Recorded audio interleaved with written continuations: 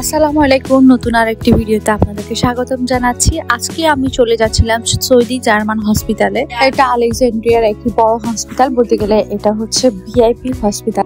আমাদের বাসা থেকে এই হসপিটালে যেতে সর্বোচ্চ 15 মিনিটের মতো লাগে। যদি রাস্তা জ্যাম পড়ে তাহলে আরো বেশি লাগতে পারে। এই তো এটা হচ্ছে সৌদি জার্মান হসপিটালের ঢুকার পথটা, আর সামনের গেটটা হচ্ছে মেইন গেট। আপনারা কিন্তু এখানে ঢুকতে অনেক সিকিউরিটি দেখাতে হয়, আর এখানে কিন্তু সিকিউরিটিটা অনেক স্ট্রং। দেখতে পাচ্ছেন দুই পাশে গাছপালা, খুব সুন্দর একটি পরিবেশে কিন্তু হসপিটালটা রয়েছে। আপনারা যখন আসবেন এই হসপিটালে তখন আপনাদের কিন্তু মনে হবে না যে আপনারা কোনো হসপিটালে যাচ্ছেন, আপনাদের কাছে মনে হবে যে আপনারা কোনো একটা এয়ারপোর্টে যাচ্ছেন। এটা কিন্তু লুকটা বা ওয়েগুলো বা রাস্তাগুলো হচ্ছে এরকম ভাবে। আমরা চলে এসেছি সৌদি জার্মান হসপিটালে। এটা হচ্ছে মেনলি ডাক্তাররা বসে, এছাড়াও ওদের যে চেম্বার বা ওদের যে কেবিন রয়েছে ওটা কিন্তু সম্পূর্ণ আলাদা এক সাইডে, এবং সাইডে বিল্ডিং করা রয়েছে। তো আমরা পৌঁছে গেলাম সৌদি জার্মান হসপিটালে। এটা ছিল তাদের এন্ট্রি গেট। কেউ বুঝতে পারছেন যে এটা হচ্ছে একদম পুরো এয়ারপোর্ট লুক। আপনারা এটা দেখে সবাই ভুলে এয়ারপোর্টই ভাবতে পারে। দেখার পরে আমার কাছে মনে হয়েছে যে হ্যাঁ, আমি এয়ারপোর্টে এসেছি।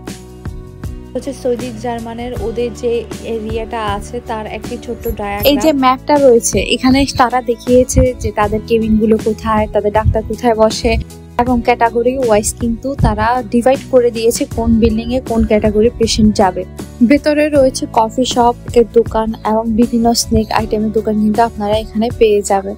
এখন আমরা ভিতরের দিকে যাচ্ছি আমাদের ডাক্তারের উদ্দেশ্যে, যে আমাদের ডক্টর কোথায় বসে। তারা কিন্তু একদম গাইডেন্স আমাদেরকে দিয়ে দিয়েছে যে আমাদেরকে আসলে মেনলি ডাক্তার কাছে নিয়ে যাচ্ছিল।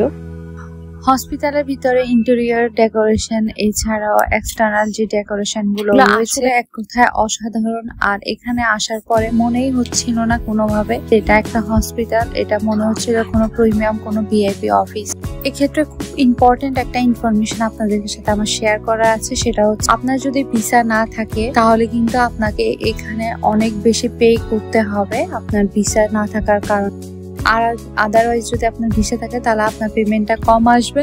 আর যদি কোনো হেলথ ইন্স্যুরেন্স বা যে কোনো ইন্স্যুরেন্স যদি আপনার থেকে থাকে ওটা শো করালে আপনার থেকে কিন্তু ওরা পেমেন্টটা অনেক কম নেবে। আমাদের যেহেতু আমার ভিসা করতে দিয়েছি, এখনো ভিসা পুরোপুরি হাতে আসেনি, তাই আমাকে অনেক বেশি পেমেন্ট করতে হয়েছিল সেদিন। এটা ছিল পেইং স্টেশন বেবিদের জন্য, আর সাথে ছিল খুব সুন্দর বসার জায়গা। এটা ছিল তাদের একটা বুক, বইয়ের ভিতরে বিভিন্ন ডিটেলস দেওয়া ছিল তাদের হসপিটাল সম্বন্ধে। আপনাদেরকে একটা কথা বলে রাখি, সৌদি জার্মান হসপিটাল হচ্ছে একটা ভিআইপি হসপিটাল, আর এখানে আসার সময় আপনারা অবশ্যই কস্টিংটা মাথায় রেখে আসবেন। যেসব টেস্ট আপনি বাইরে করালে মেবি 1000 পাউন্ডের মধ্যে পেয়ে যেতে পারেন, কিন্তু এখানে আসার পরে আপনাকে মিনিমাম 1000+ কস্টিং দেখাবে ওরা। আমার বেলা হয়েছিল, এই জন্য আমি আর নেক্সট টাইম ওখানে যাইনি কস্টিং এর কথা মাথায়। এটা ছিল বাচ্চাদের জন্য প্লে রুম, এখানে আপনার বেবিদেরকে আপনারা খেলা করাতে পারবেন। আমি বারবার কস্টিং এর কথা বলছি কারণ এরা কিন্তু ডলার হিসেবে আপনার থেকে কস্টিংটা নেবে।